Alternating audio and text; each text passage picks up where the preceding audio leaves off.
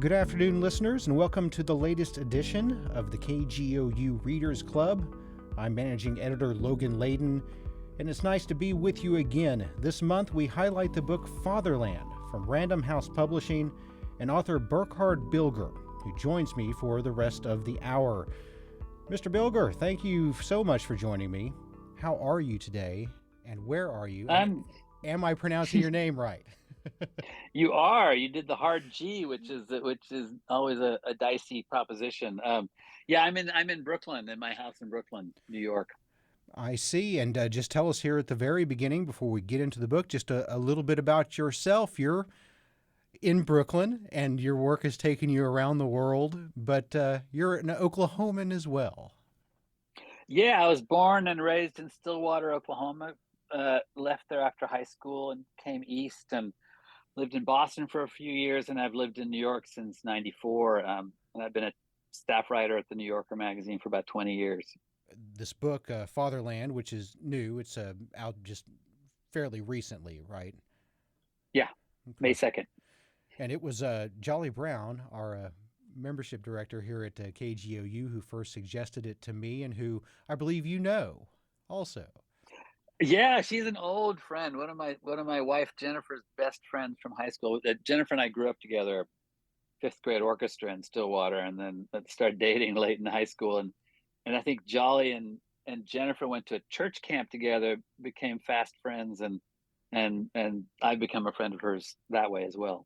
Want to get into the book Fatherland. This was absolutely fascinating read for me, and I think for probably millions of Americans across the country who have some sort of tie to World War II and the fighting in Europe. It resonates quite a bit. We can talk about that a little bit more as we get further into it, but starting off here, just give me a bit of an overview. Tell us sort of what we have here. What is Fatherland for those who don't know? Tell me about your book in general. Well, it's a book that's part memoir, part history. I mean, it's about my grandfather, who, I mean, I should start by saying I was born in Oklahoma, but my parents are both German. Were born there in 1935, both of them, and came to the United States in 1962.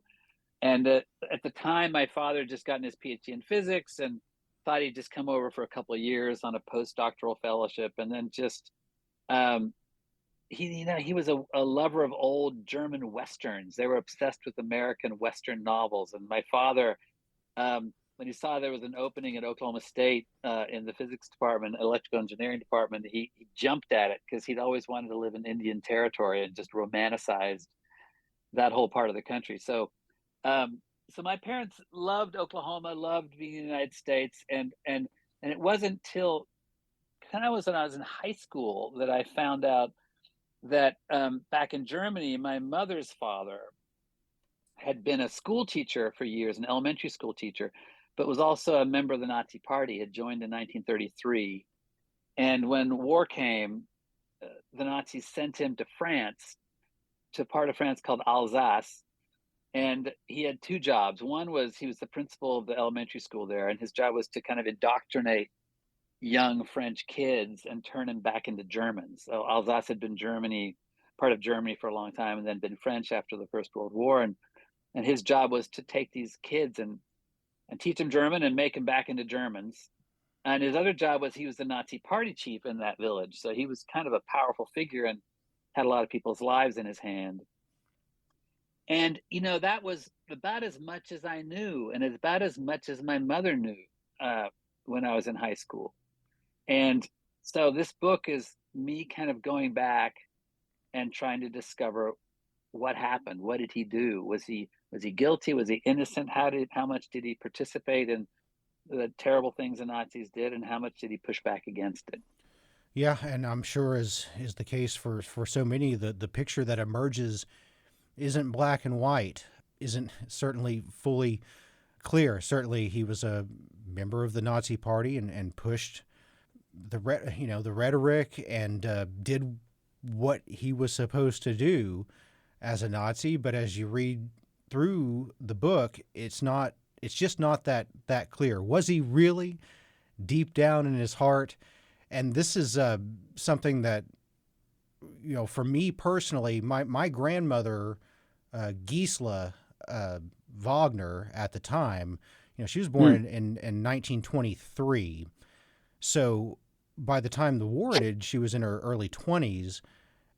Nazi regime was very much, in power, and was one of the, you mentioned it early in the book, some of the Americans who would, fall in love, get married, and bring these German women home with them to start lives here in America. And that was Grandma Gisela with my grandfather, who was a captain in the U.S. Army. And of course, Right. her father, Hans, just hated his guts. But she died when I was 7 years old, and my few memories of her are that she was just the sweetest, kindest, just like a little bird, just this wonderful person. When she was 17 years old, she was a Nazi. She was in the Hitler Youth. Right. And it's disturbing. Yeah. These people. Well, it's hard with especially with teenagers, right? Because when do we start to assign blame for indoctrination? I mean, my mother was a little younger. She was born in 1935, so she was only 4 years old when the war started. But even if you're a teenager, and and the adults are telling you to believe certain things, are you responsible for going along with it? I find it hard to blame those teenagers for that. I know my mother loved the uniforms that the Hitler girls wore, these pretty black skirts and white shirts, and it was a kind of a superficial thing with them. With the adults, of course, a whole different level. Their responsibilities absolutely should be taken, and I don't give my grandfather a pass at all for joining the party on his front. Yeah, you like to believe, tell yourself, if I was there during that Right. time, I would have revolted again, and well, you would have been killed or deported.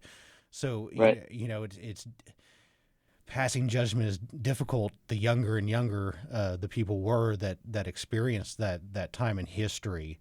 So could recognize a little bit of my own family history in the book, because this wasn't something that was ever talked about. And all I ever heard as a kid was, well, most of the just regular German population, they didn't really know what was going on. They did as they were told. What were they going to do? Sort of a willful ignorance, I suppose. Certainly there were plenty who knew about the atrocities that were happening. And certainly your grandfather did. It's interesting. I mean, I don't know whether he knew about the atrocities. I'm sure he heard rumors about it. And I think that idea that somehow the Germans didn't know, therefore they can't be held. I think that's ridiculous. I think, of course, there were plenty of signs, and one of the books that was really meaningful to me was a book called "They Thought They Were Free." It was by this guy Milton Mayer, who coined the term "speak truth to power." And he in 1954 he went to Marburg, and he spent a year living there and just interviewing former Nazis in this village. And he came to conclusion, I think his quote was, that the Nazism didn't take over through violence from without or subversion from within, but with a whoop and a holler. And his argument is, look, if you were a white Aryan German, if you weren't Jewish, or you weren't black, or you weren't a gypsy, or you weren't any number of other peoples that they didn't like, life was pretty good for you under the Nazis. And a lot of Germans simply were blinkered and said, I'm going to ignore what's happening to the person next to me, and I'm going to focus on my own good fortune. And that's, to me, I think ultimately, of course, that's morally reprehensible. I think we do that. We still do that. I think that happens in our economy now in the United States to a much lesser degree. But I think that's what happened with a lot of them. If they had really wanted to see what was happening, they could have, but they were too busy thinking about their own good fortune. And your grandfather, and that is the When I talk about my grandmother, and as far as I know, no one from my family has dug so deep into it. You did. Mm. You went back and meticulously. This must have taken years. What was the process to piece this story together that we read in Fatherland? I mean, the picture that I see that's painted is of someone who's spending months, weeks, and months, and perhaps years, combing through documents when you could find them, when they were available, and then strokes of luck that would happen that would Right. lead you to things that would lead you to more information that you didn't know you were going to be able to get. If you could just talk a little bit about the process of it, Yeah. and even seems to go back decades to when you and your mother were visiting the area. What was that, in the 80s? Well, Uh, it was, yeah, exactly. It kind of starts. I wasn't actually on that trip. My sister, my father, and my mother were in.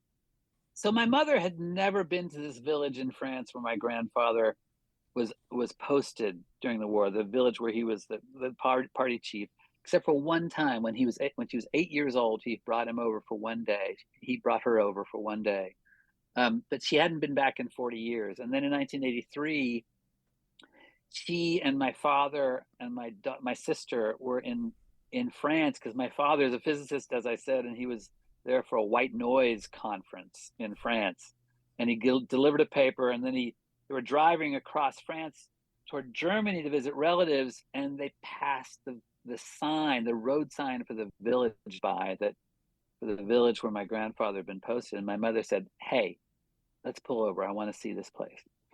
So she walks into this village and she sees the old schoolhouse where she had actually been as an 8-year old. She remembered it. And she walks in there and she looks around and there's nothing much to see. And she thinks to herself, there's nothing for me here. This is all bad memories. And she had kind of avoided this whole topic of her father for decades. She had even gone and gotten a PhD in history, and she'd written her dissertation on the German occupation of France and Vichy France and Marshal Pétain, the head of the French government. And she'd done everything but actually look at his specific story. But now here she was in this village trying to do that, and she wasn't seeing anything. So she was about to go back to the car when she sees an old man walking down the street, and he's got two little kids in a wagon. And she realizes that must be his grandkids. And she looks at him and she thinks, God, he looks like he's about the age my father would be if he were still alive. So she just rushes across the courtyard, stops him, and says, "Excuse me, sorry to bother you, but my father, called Gunnar, was here from 1940 to 1944. He was in the German occupation. Would you happen to remember him?" And the old man looks at her and he's totally dumbstruck. And he says, "Did I know him? I saved his life." And it turns out that this guy was the head of the resistance in that village. And my grandfather in 44, when the French had come in to liberate the village at the end of the war, they tied all the Nazis to a tree and we're gonna shoot them, execute them. And he saw my father there, and he rushed over and told the soldiers, "Yeah, hey, put down your weapons. Don't kill this guy. He's actually been working with me for years." And so it turned out that my grandfather, even though he was, wore the uniform and was a dutiful, loyal party member throughout the war, had also been kind of on the side subverting the party by working with the resistance to help save people's lives in that village. So that was when it really started. I mean, that story was what set me going years later. And yeah, I thought, look, I've got a great story here. I'll write a book about it. I'll just talk about, my grandfather's childhood. I'll tell some childhood stories, and I'll talk about the German occupation and talk about how he eventually turned against it, or what happened. But of course, that's enough for a short article. For a book, you have to kind of know exactly what happened to this man. How did he become the man he became? How did he become a Nazi? How did he turn against it?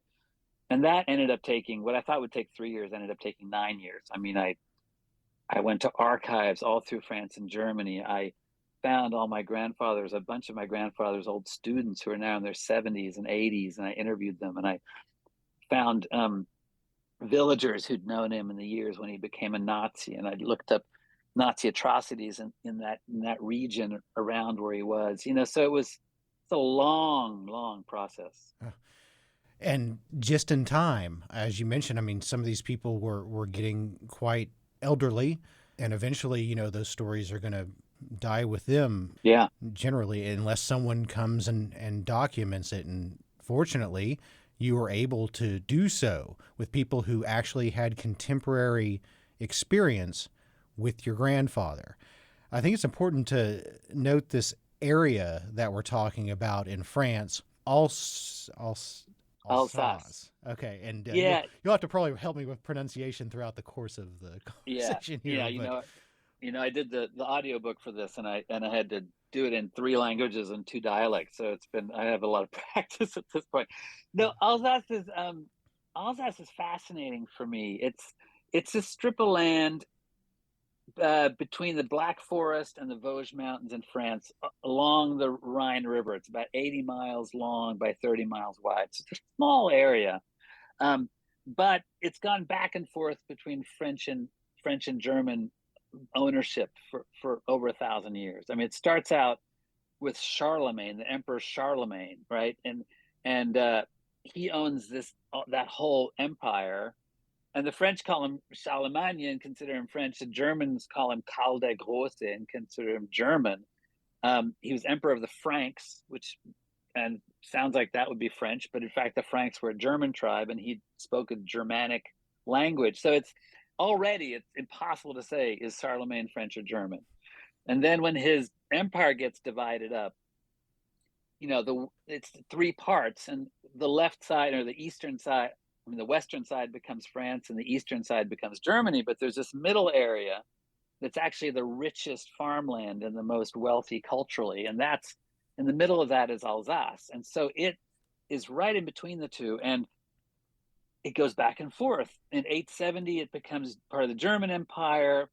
In 1648, Louis XIV conquers it. And Louis XIV is pretty easygoing. He says, well, it's mine, but it's French, but you can carry on being German and in culture, I don't care.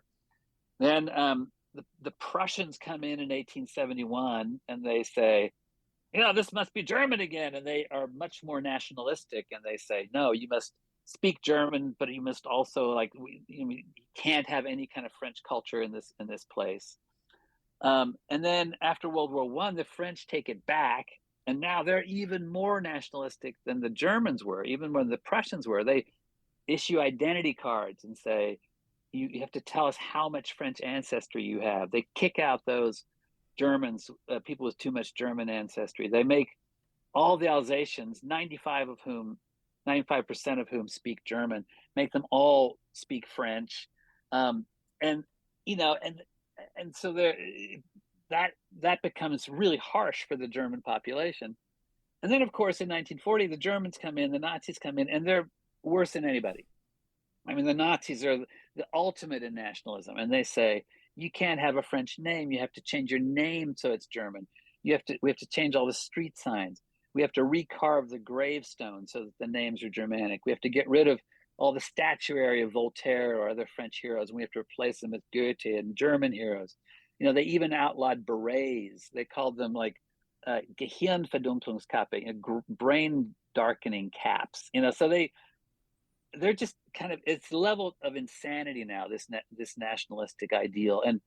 And really, Alsace as a little piece of country is kind of an incubator of this thing, because each time it gets taken over, the country wants to prove that they're the better country, that their system, their politics, their culture is a better system. So all this is going on over the centuries, and into this kind of walks my grandfather, right? He was born in the Black Forest, a farmer's son. He goes as part of the German occupation. He meets this guy, head of the resistance. His name is George Chill. He was a farmer's son, carpenter. They live 20 miles apart, right across the Rhine from each other. They speak very similar German dialects. They look a lot alike. And they're sitting there in the middle of the fiercest, most awful war in human history. And they're being told, the other person is a terrible enemy or must be converted. And I think part of them just said, what the hell is going on? What this nationalism thing is an insanity, and they start kind of working together against it. Yeah, and we get sort of little hints later in the book. Your grandfather, even though he was the top Nazi, right, for the village, letting things slide that maybe wouldn't happen elsewhere. He was a Nazi, but I don't get the sense that it was fervently so when it comes to the most radical views of the party, right? Definitely not. I mean, Yeah. he came into, again, none of this excuses No. what he ignored about the Nazi ideology, but his entry point was the economy, and the idea that it would be for most people a more equitable distribution of goods, and that working people could own a house, could own a car, that kind of thing. That was his kind of entry point. I mean, in the village, I mean, the one thing I heard over and over again from villages I interviewed was like, he was what they called a reasonable Nazi, which to me seemed a crazy phrase. How can that even be possible? But they said, look, nobody got deported while he was here. Anybody who got sent to a camp for an offense, he would write letters and get them back. Soldiers' kids who were going to be conscripted by the Germans and sent to Russia because they didn't trust the Alsatians to be anywhere else because they wanted them as far away as possible. Those kids often got hidden in barns, or the parents would, break a limb so that they could avoid the draft. And my grandfather would know about it and deliberately keep them hidden or let them allow to keep hidden. So some of these were kind of minor things, like you say, we just kind of looked the other way. But some of them were things that, if the authorities the Nazi authorities above him had known that he was kind of aiding and abetting this war resistance, they would have executed him. So, it took real courage to do some of the things he was doing. And we're talking about as we get toward World War II and then during World War II, but there was so much of your grandfather's life that had led up to even that point. As you read, you wonder what a jump. I mean, for your grandfather, he would take kind of more lower level jobs. He was a teacher. The idea that he would rise to some sort of authority or power seemed a pretty far off idea when he was younger, after he came back from fighting in World War I. I mean, he was. It's absolutely. I mean, one of the things you see when you do what I did and dig into one ordinary person's life, you start to see the pattern of the population in general. And what I found, of course, when I look back at his childhood, he was born in 1899 in this very small village in the middle of the Black Forest. I mean, Germany was kind of a feudal economy back then, and the farmers in his village were basically sharecroppers or tenant farmers. They had no real property. They barely could make enough to keep alive. His own father gambled away his property one night and then drank disinfectant the next day and committed suicide. So my grandfather's life starts with that tragedy. Decides he wants to be a priest, studies in a seminary, and when he's 19 or 18 he gets conscripted into the German army and sent to the Western Front. And there, of course, it's crazy slaughter. As soon as he gets there, he ends up losing an eye, and his best friend, kind of body broken, comes back to Germany. And now, end of the war, it's deep depression, economic depression, and crushing debt that the Germans are paying back as the Treaty of Versailles, and then hyperinflation. I mean, it's just a succession of brutal social catastrophes that are visited upon him and the Germans, partly from their own making. But he, in any case, as an ordinary person, goes through these things, and they really shape him. By the time he gets to the Nazi years, he's seen a lot of trauma. He's also lost his faith. He's no longer a Christian after what he saw in the war, and what he cares about is a certain kind of economic justice, again, for people like him. He's not he's not raising his voice for the Jews or for other folks who are getting persecuted, but at least, but he is kind of thinking, I want some kind of more equitable economic system for most people in Germany. Following World War One, I mean, you've got the German people who are broke, starving, desperate, looking for any sort of redemption, some sort of hope, a brighter future, and Yeah. we know what that eventually led to. This is the KGOU Readers Club. I've got with me Burkhard Bilger. He's the author of Fatherland, new book, and that's from Random House Publishing. And continuing the conversation here, your grandfather, and it's Carl, and the last name was Genau. okay, Uh, very yeah. good. He died in 1979, if I recall correctly Yep. from the book. So you were alive. How did you know him? Like while he was alive, did you have many interactions with him? What did you think of him? How did you personally know him in your life? Yeah, I did know him a fair bit. I mean, as I said, I was born in Stillwater in 1964. In '69, when I was 5, we moved to Germany for a year, and my dad took a sabbatical. And so during that year, I very much remember going to visit him as a little kid. And he was an odd, stern, formal man. Always wore his correct outfit, suit, and had his glass eye that would swivel around. He kept bees in the backyard, and I used to watch him with bees crawling all over him. He was a not forbidding, but a kind of a daunting personality. And and perfectly kind to us grandkids, but not somebody that I knew personally that well. I mean, I would talk to him, but I wouldn't get much of his life.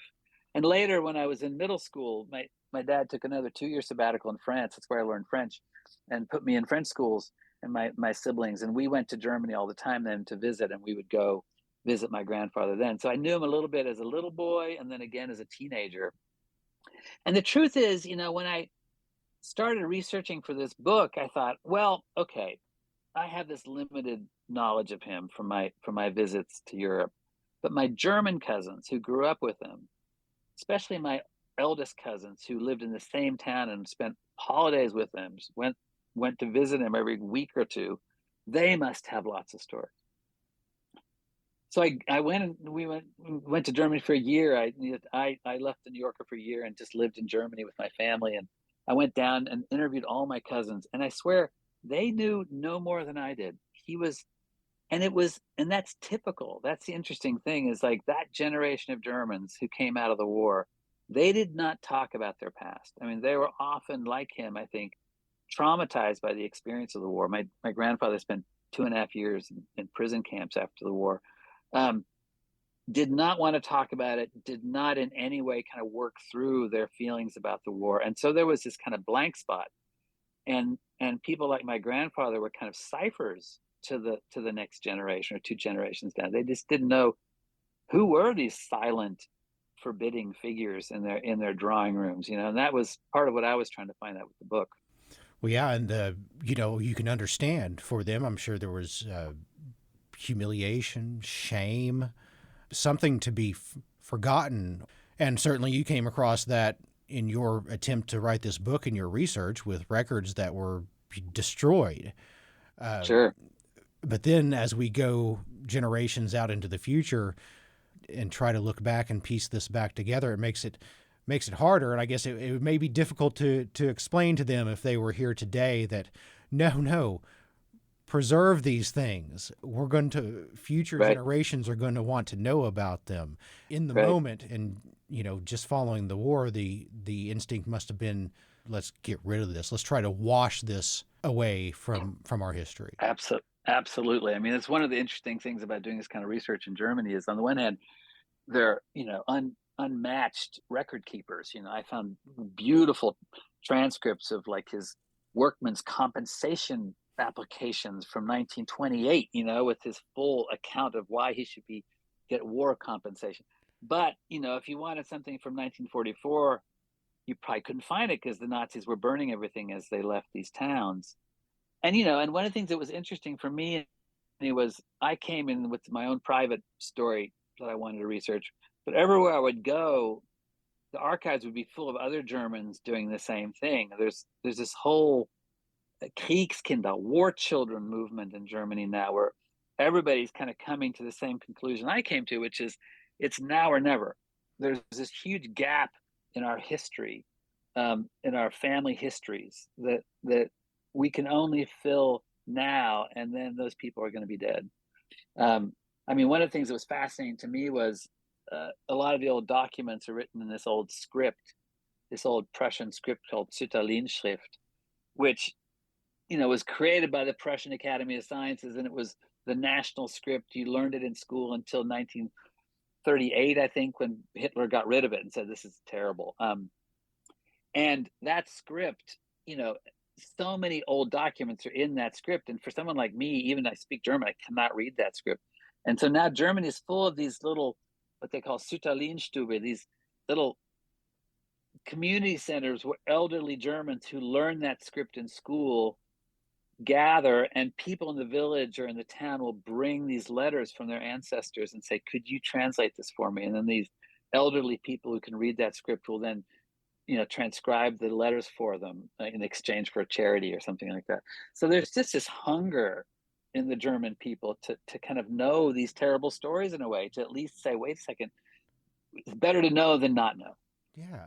Yeah, no, that's fascinating too. In the book, you would come across, some letters, some correspondence that, this is a gold mine here. This is exactly what I'm looking for, but I can't read it.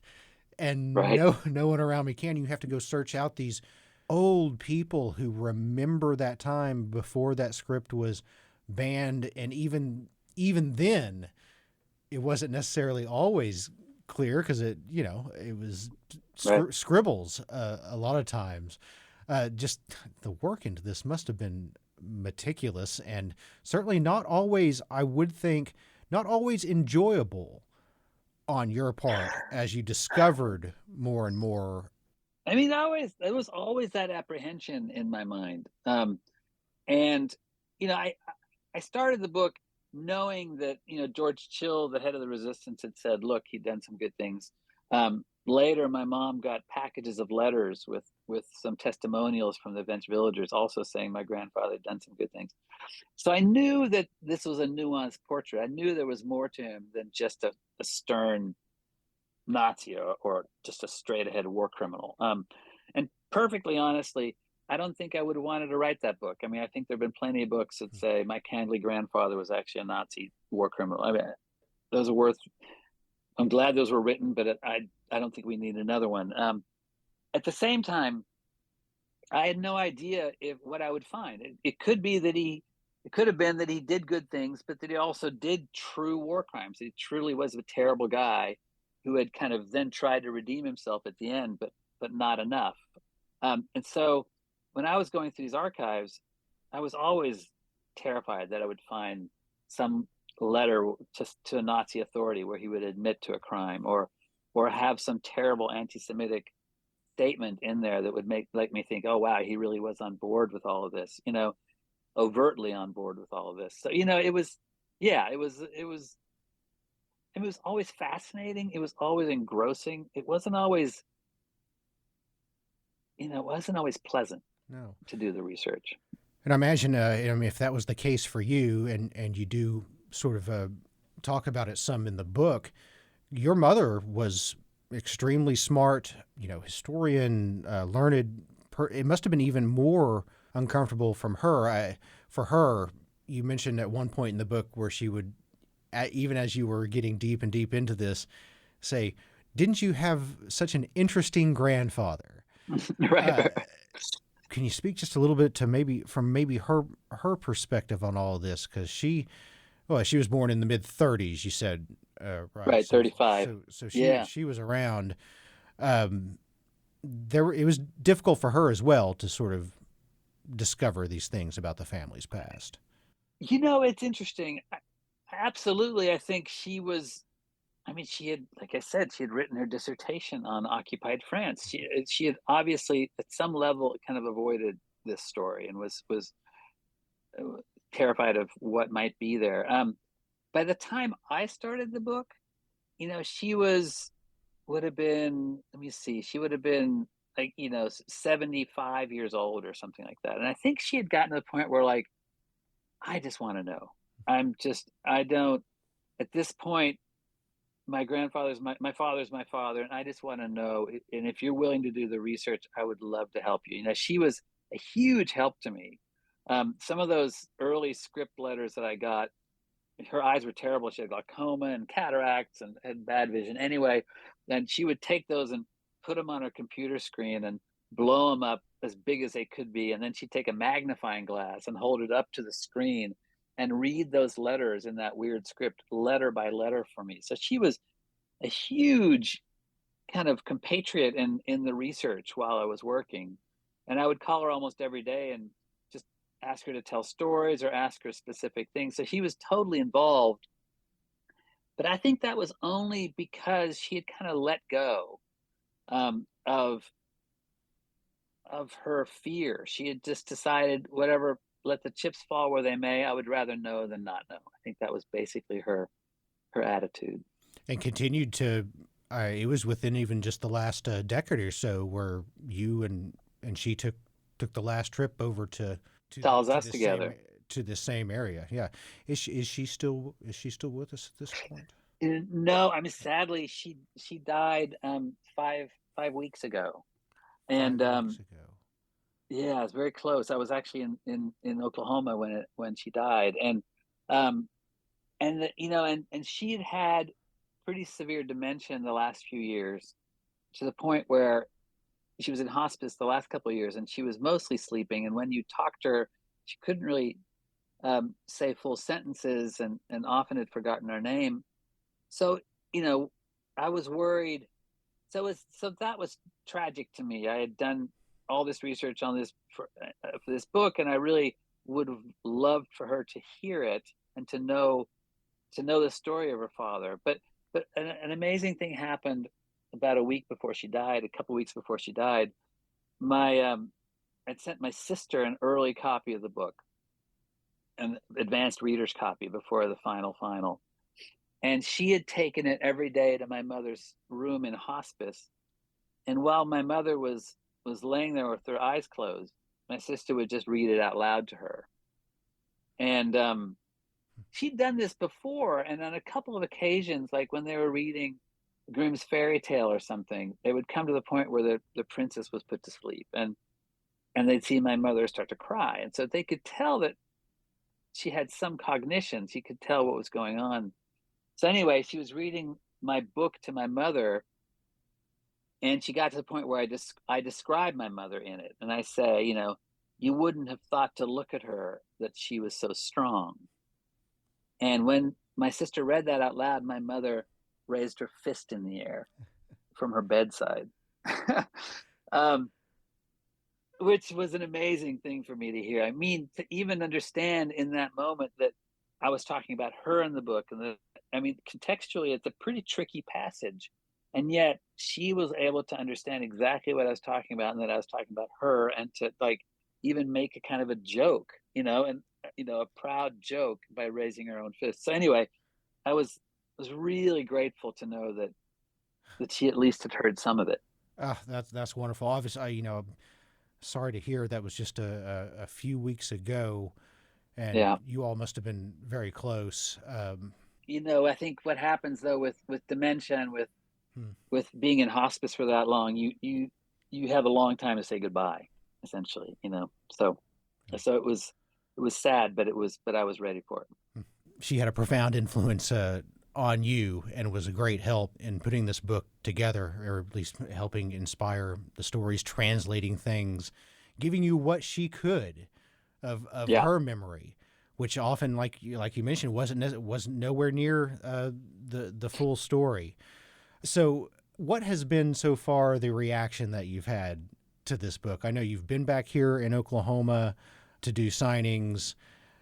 I've been extremely pleased with how it's been received. I had some trepidation about it because it's a tricky topic, right? Mm-hmm. And at some level, I'm asking not for someone to excuse my grandfather's participation in the Nazi regime, but to at least have some sympathy for the context around it. And that's a tricky thing to ask of a reader.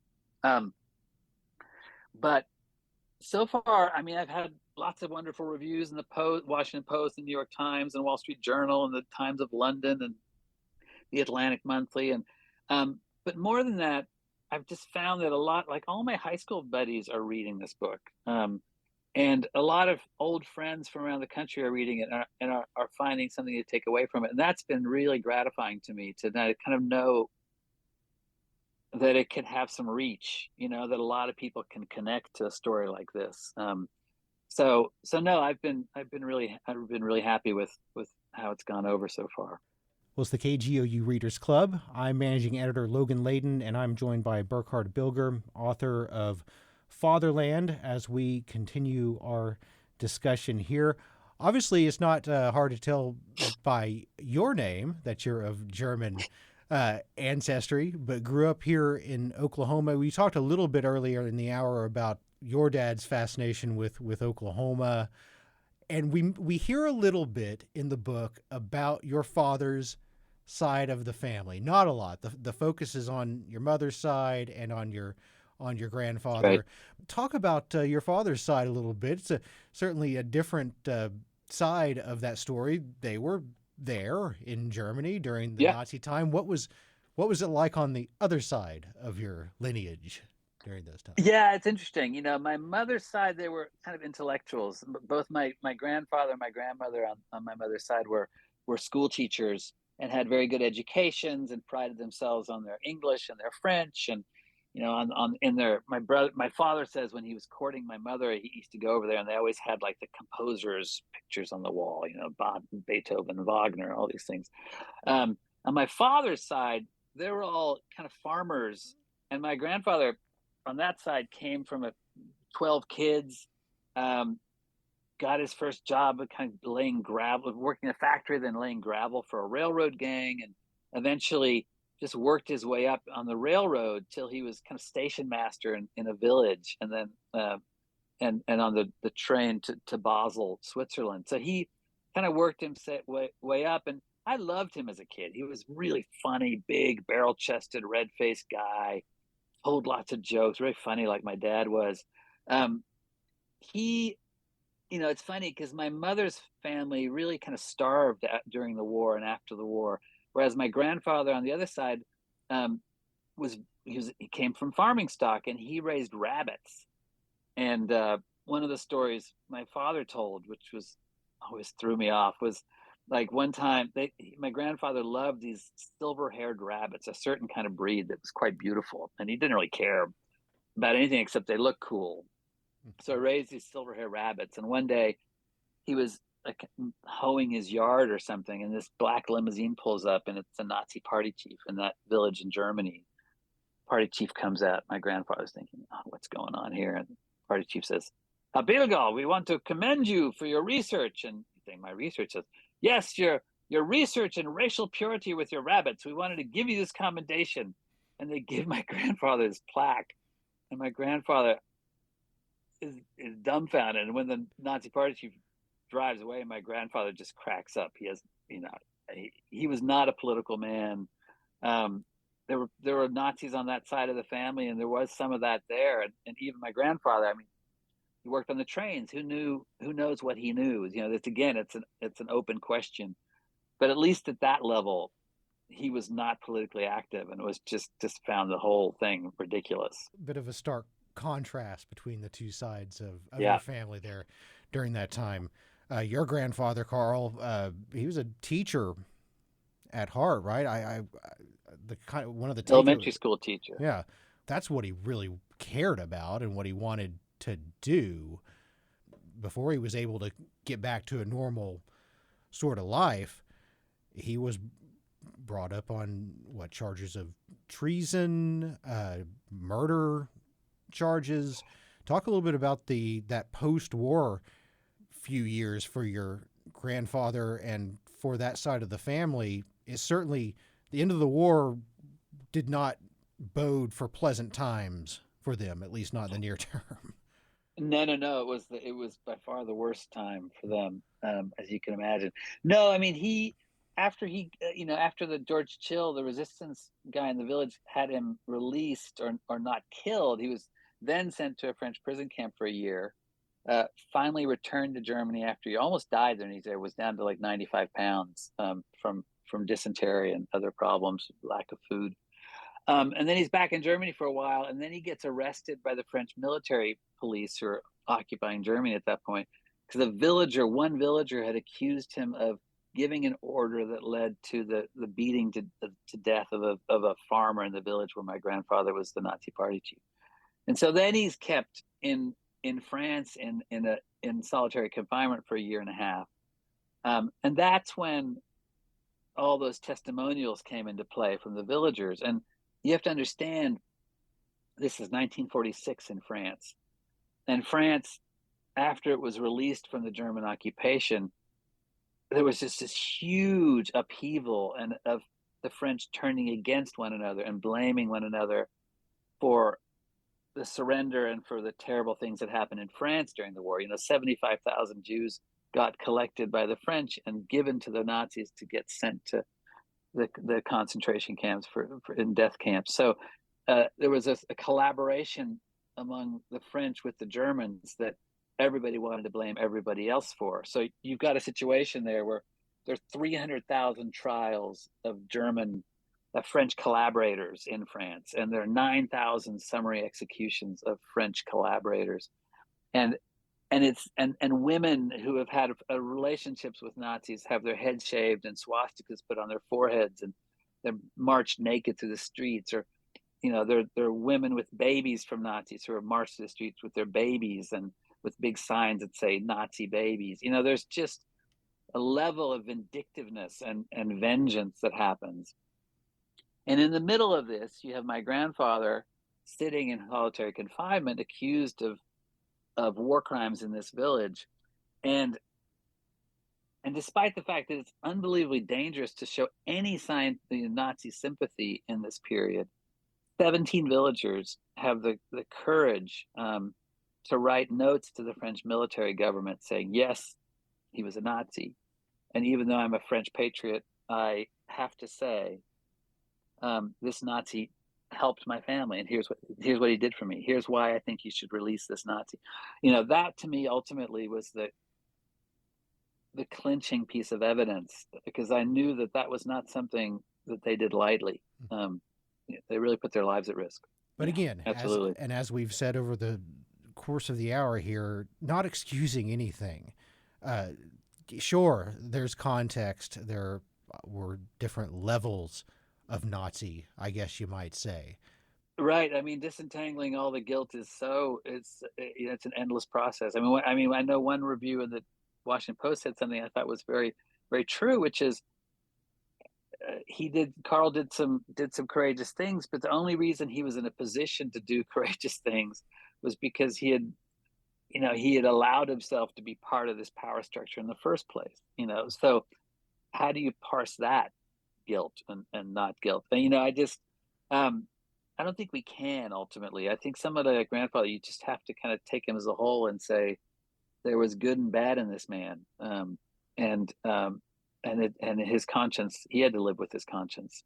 Yeah, you can't untangle who's the most guilty of what, but what you can try to do is understand history in its full context, and exactly, that is certainly what your book helps me to do. Because if we don't, we don't see how we ourselves could be, could fall victim to the same kind of system. Certainly after World War II, we had mass murders in China, in Russia, in Cambodia, in Bosnia, in Turkey, in Rwanda. It just goes on and on and on. And this capacity to be in a regime like the Nazis and do things such as the Nazis did, that is in all of us. And so to guard against it, we have to not just point the finger and say, look at what those terrible people did. We have to say, wow, how did that happen? And how can I avoid that happening to me and to my country? When was the last time you were in Germany? When was the last time that you spent any time over there? Well, I go there all the time now because my two older kids live in Berlin now. Um, my son is just married a German woman. Is She's going to have a baby in October, and my his little sister is there and runs a jazz club and is a writer, and so we have every reason to go back. We go at least once a year. I ask because, and this is a bit of an aside here at the end, you mentioned about your your father's sort of fascination with Oklahoma and the West. Does it still persist to this Oh, day? Yeah. absolutely. I mean, this novelist my father loved, Karl May. He wrote these books like Old Shatterhand and Winnetou, all about the American West. He never actually went to the American West, but he wrote all these kind of romance westerns. And those novels get staged in theaters all across Germany. It's still beloved. These cowboy and Indian stories from those books. And yeah, Germans have always loved the American West, and my parents never lost that. We always go to Willow Rock and Anadarko. We loved all the Native American sites in Oklahoma. That whole history fascinated them. Ah, thanks for taking the time to talk to me today, Burkhard. I appreciate it. It's an excellent book, and thank you very much for being with me. Oh, it's been a pleasure. Thanks so much for talking to me. Thank you. It is the KGOU Readers Club. That was Burkhard Bilger, author of Fatherland, the book that we were highlighting today. I'm managing editor Logan Layden. Stay tuned to KGOU, your NPR source.